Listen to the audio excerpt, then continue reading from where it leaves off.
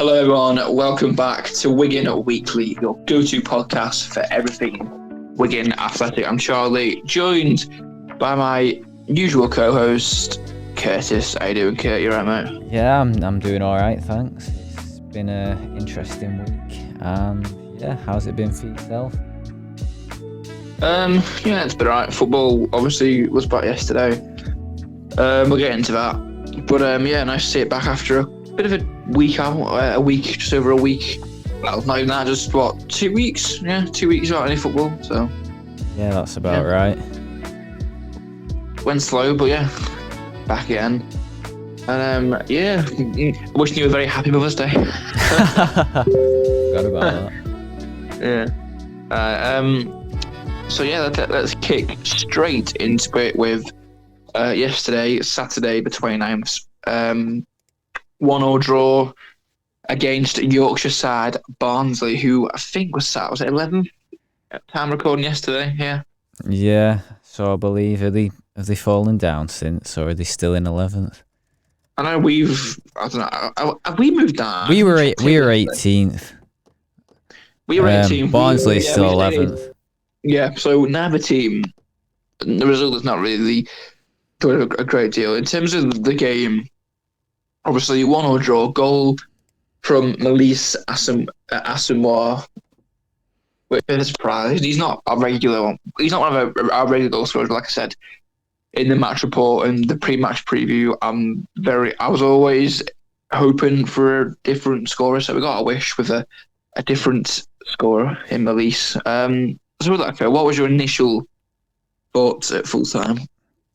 I thought, it was sort of a bit like we could have won that, but then again, I thought, at the end of the day, the players were better. It was refreshing to watch them performing better, but it was just a shame when they were giving the ball away cheaply to Barnsley, and then whenever Barnsley had a set piece, it's like they could score it. It's like defensively it needed to be a bit better. So we sort of got what we deserved with the draw, and I think that's important for them to take forward into the next game and beyond.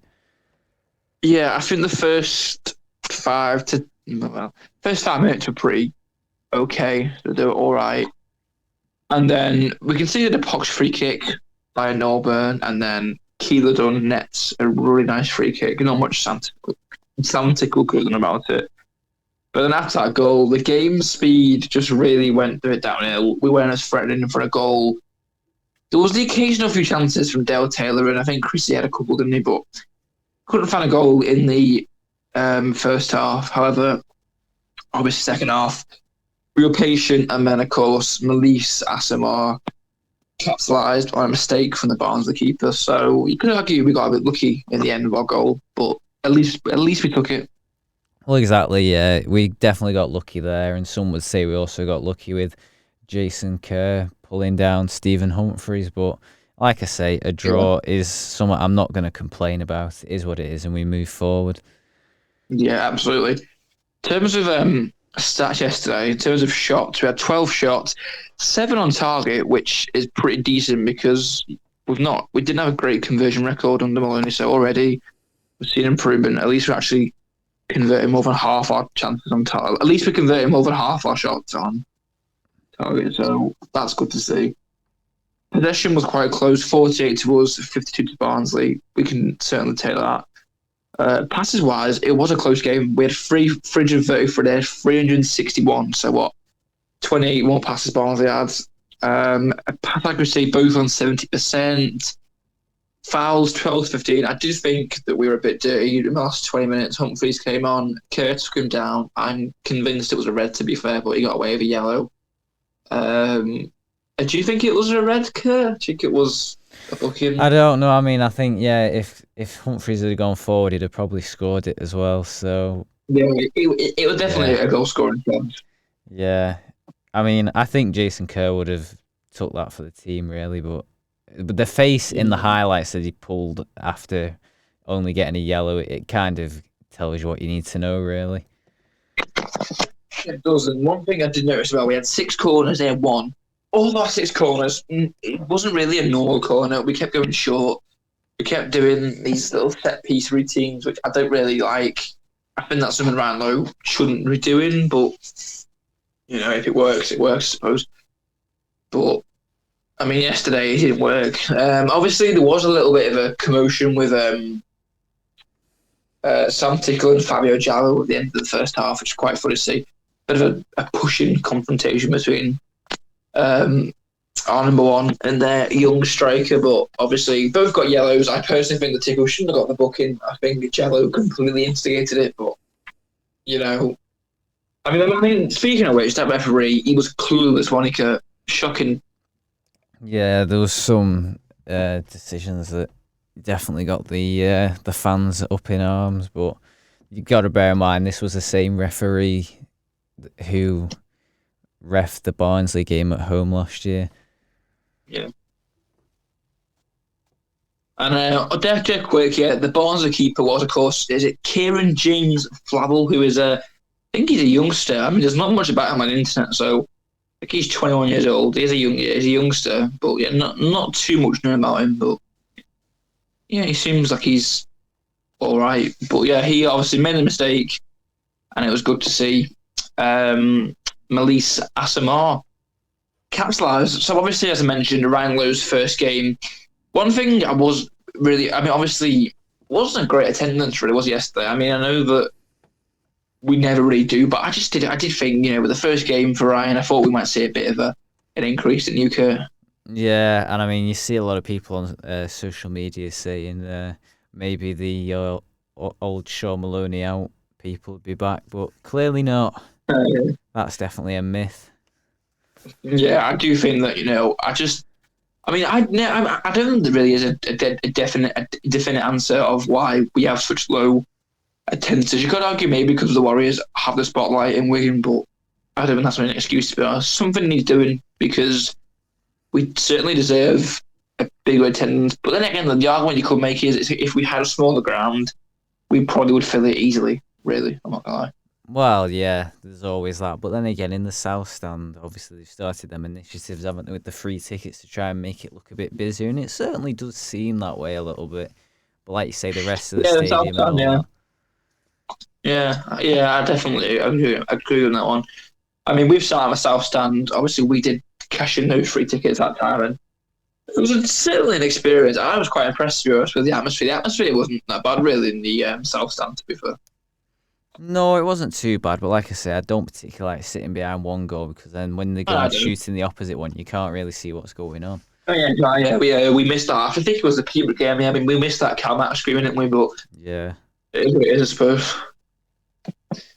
But with that, so to end the Barnsley segment, do you think it's a decent result for Ryan Lowe, or do you think we should have got the win yesterday?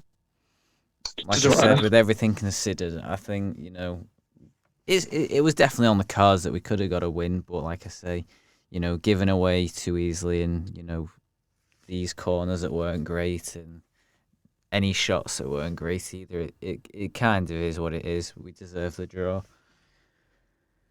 Yeah, can definitely agree with that one. Now, we'll move on to the big one. Bolton on Tuesday night. The big one we've been waiting for. A huge derby under the lights from the brick. Very significant fixture. Bolton at this moment in time, they're doing well, aren't they, Kurt? I think we can all agree on that.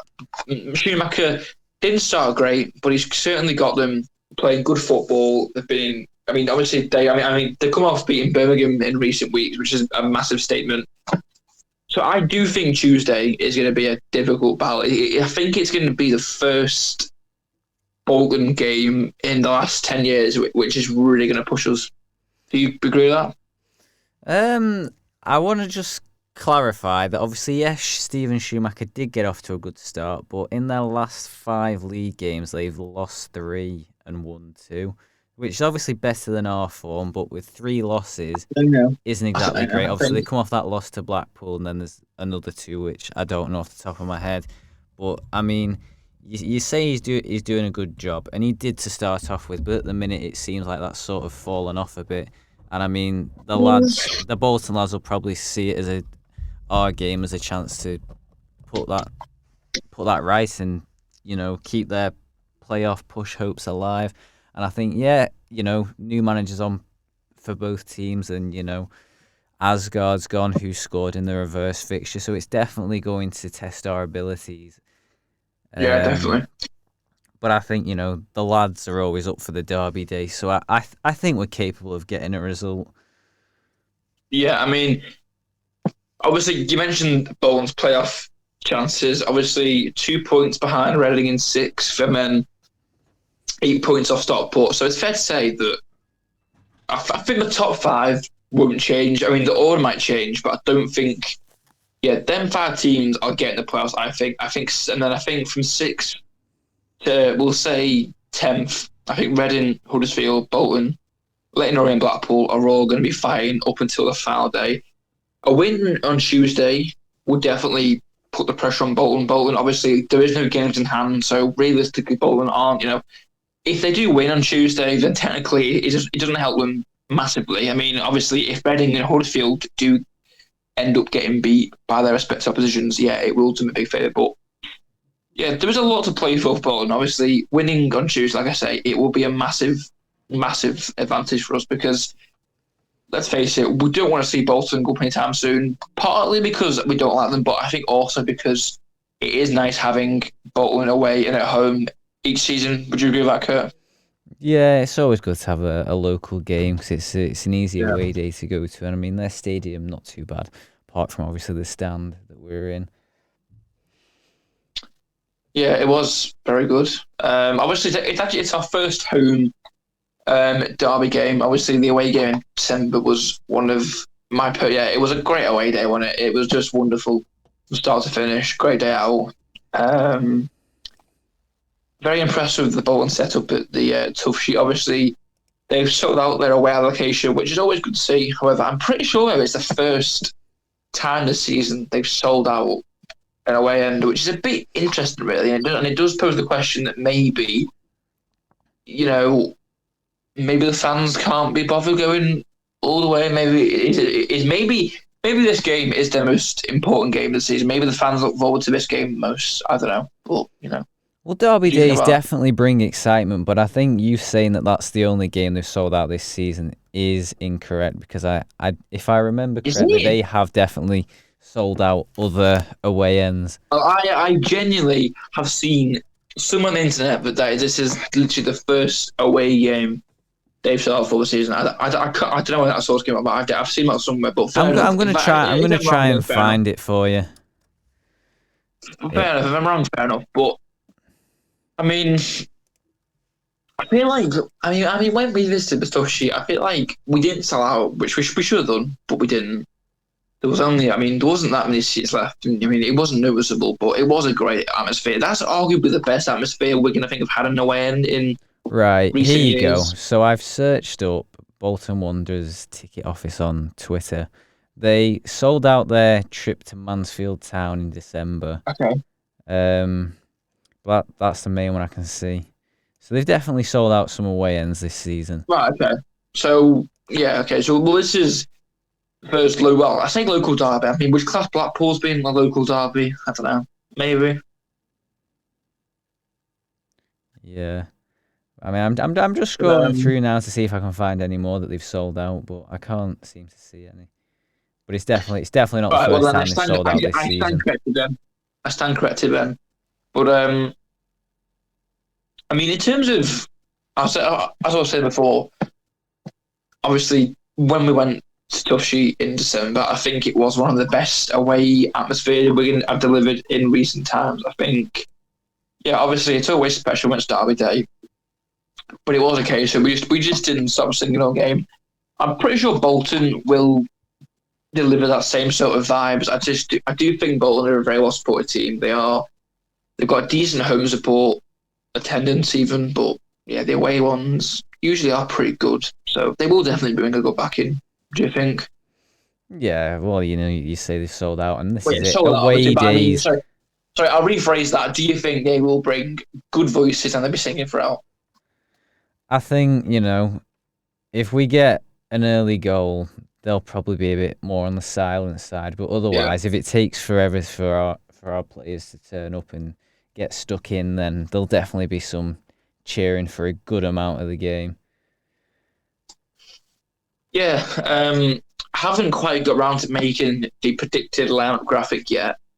But one thing I'm looking at, obviously, is Wigan Today published an article. Ryan Lowe, obviously, just before the Barnsley game, he confirmed a couple of injury news. Now, obviously, I think that he confirmed that Tyrese Francois and obviously Sessegnon's still injured, but I think Francois is close to a return. Sessegnon's not too far off as well.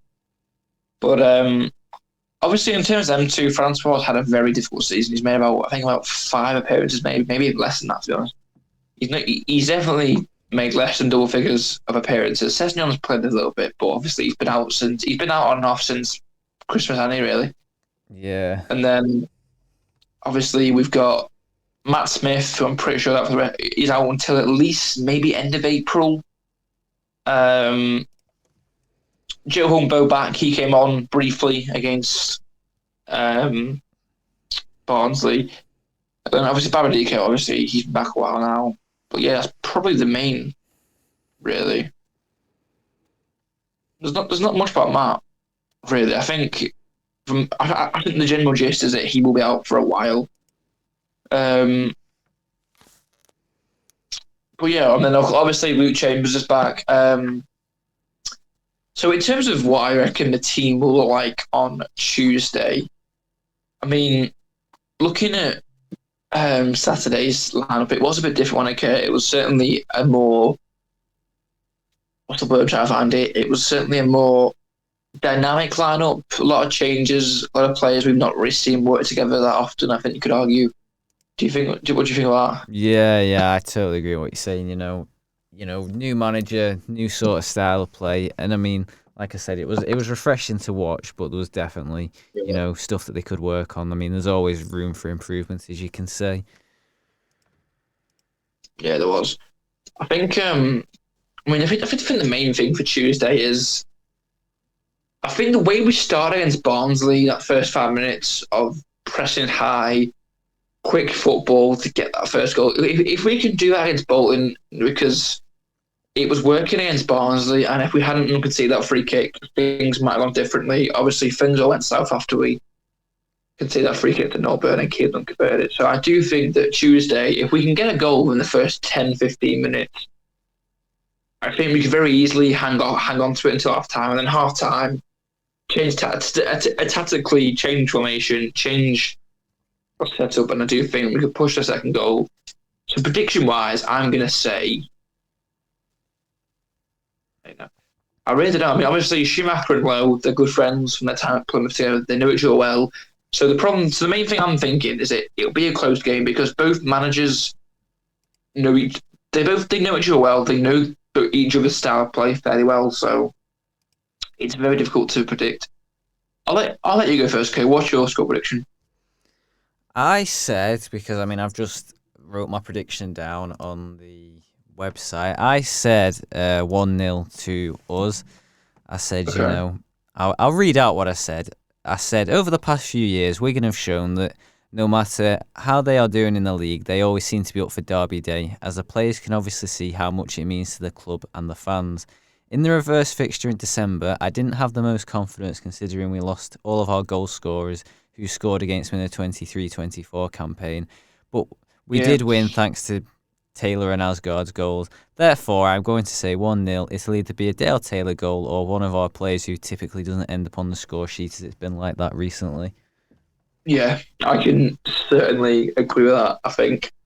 I think my prediction, you're saying 1-0. I'm going to say, I'll go for 1-0. Early goal, hang on to it, with some good parking the bus defending. We should be able to get there. So in terms of predicted lineup, I reckon it will probably be another 3-4-1-2. We switched to sort of 4-2-3-1 briefly against Barnsley. I think we will start with 3-4-1-2. So Tickling goal, obviously. The 3 centre-backs. Yeah, I think once again it will be Carragher, Kerr. Maybe Sibic. I'm not going to lie. I think Toby Sibic, he wasn't on the bench. I'm not sure if he's injured or not. But if he's fit, then I think he should be starting over Aimson personally. I'm not a big fan of Amerson. 30 years old. He's on the older side. He's experienced, yes, but is he that good? Not really. I don't think he's certainly League One level, but is he? Is he that good? I don't know. But yeah, I think Sibic is a centre back. He's played a lot of right back. He should be a centre back, and he's a good centre back at that. So he should be in there for Amerson. I say Kerr and Carroll can stay. Kerr is captain, obviously. The two central midfielders, I think Norburn should keep his place. Would I replace Scott Smith? Probably not. I'd probably keep. Actually, you know what? No, I'll rephrase that. I'd swap Scott Smith. I'd put Norburn in right centre midfield, and I'd actually play John Mellish in left centre mid.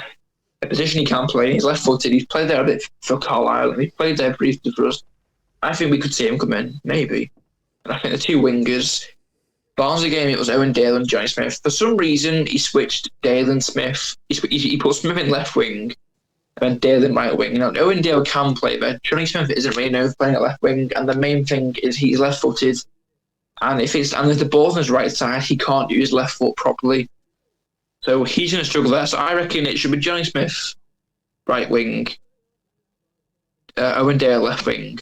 Although I'm convinced, though, that Holmberg might come in over Johnny Smith. As much as I want Smith to play, I think no Ryan Lowe. Smith didn't do a great deal against Barnsley. I think Holmberg might come in and maybe get a chance to show what he can offer.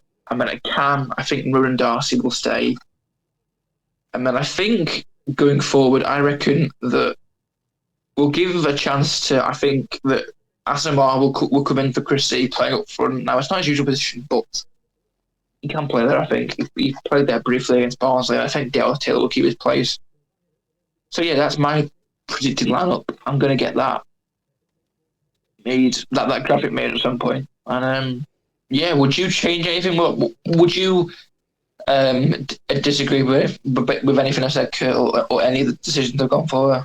No, I mean, I wouldn't. I mean, like you said, with the Barnsley game, Johnny Smith not being able to utilise his left foot because he's been on the wrong wing is a big problem in itself. Like, he needs to be able to utilise that left foot because it's deadly. Yeah, definitely. But yeah, honestly, I do think that, like I say, big push. Derby Day's always wonderful. It's always. It's always. What's the word for it? I think the last 10 years we've had this record, and it's been. It's been wonderful because every year you feel confident. However, I'm not that confident this year because, like I say, Bolton, it's a new era under Schumacher. With Ian Evatt, Ian Evatt played very predictable football, and it felt like every game, every time we met them, we were just up for it more. If you ask Bolton fan, they will say Wigan are always up for it. They can never really handle us, but this year it might change. I hope not. I'm staying confident, but we'll see what happens. But overall, I do think it'll be quite interesting. Do you, Kurt? Yeah, certainly. And I think, like I said earlier, they're coming into this coming off of 3 losses, and Aaron Morley getting dismissed in the Blackpool game the other day, which I saw some on social media the other week. It was like best players in each team based on their FOTMob ratings, and for Bolton it was Aaron Morley. So if they haven't got him on Tuesday because of that red card, then it's definitely going to be an interesting one. Yeah, definitely. Well, do you have any more articles or anything to add to today's episode, Kurt? No, you've pretty much given an insight into what Ryan Lowe said the other day regarding player injuries and that, and I think that's really all that's gone on. Obviously yesterday we did, do the vlog, and we put the tributes in for Darren. Yeah, we did, and as I say, it's a real tragedy to the Wigan community and to his family, and I really hope his family are hanging in there. And but yeah, as I say, condolences to Ryan and to Darren. and family. But yeah, obviously, nice to pay tribute to him in that video. And yeah, I really hope that, the whole obviously the whole fan base has come together in a brilliant way. It was a great minute of silence, and it's been nice to see such touching tributes to a brilliant member of the Wigan community. But yeah, as I've said a few times now, rest in peace to Darren. A big loss to the community. But yeah, we're all hanging in there, aren't we? Yeah, like you said, the amount of support that the community's given in recent weeks, it just shows that, people might knock us for being a small club or whatever, but we've definitely got a passionate fan base and a caring one. Yeah, we have. And I say, yeah, a wonderful minute of silence, a wonderful clap, a wonderful, applause from the fans in the 54th minute. But yeah, rest in peace, Darren. And I think with that, we're finished. So yeah, thanks for watching, guys. I'm going to get a few TikToks on the channel going into Tuesday with me going through. Again, I'll probably go through the lineup again because I just love talking about Wigan as a club and, show my superior ball knowledge. But yeah, thanks for watching, everyone. I really appreciate it. Me and Curtis both appreciate it. And until Tuesday, hopefully we can bag ourselves a big 3 points over Schumacher's new and, I wouldn't say improved, but decent Bolton side. Thanks to you for that, Curtis. And, yeah, see you soon, guys.